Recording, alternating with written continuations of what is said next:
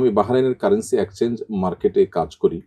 আমার কাজ হলো প্রবাসীদের বৈদেশিক মুদ্রা নিয়ে দেশে টাকা পাঠানো। এর বিনিময়ে আমরা কিছু সার্ভিস চার্জ গ্রহণ করে থাকি। এটা কি জায়েজ? উত্তর হলো যে আপনি মানি এক্সচেঞ্জে যে কাজ করেন সেখানে টাকা পাঠানোর মানি এক্সচেঞ্জ বা মানি ট্রান্সফার প্রতিষ্ঠানে আপনি যে কাজ করেন বা যেকোনো প্রতিষ্ঠানে কাজ করেন তাদের কাজ হলো প্রবাসীদের টাকা দেশে পাঠানো। তো এই টাকা পাঠানো বাবদ যে ফি নেওয়া হয় এটা তো সার্ভিস চার্জ।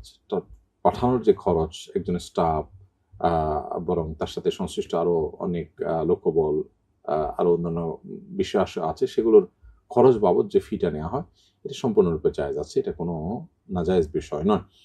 তবে এটার পরিমাণ নিশ্চয়ই ফিক্সড আছে, ফিক্সড হতে হবে। এটা অনির্ধারিত হতে পারে না।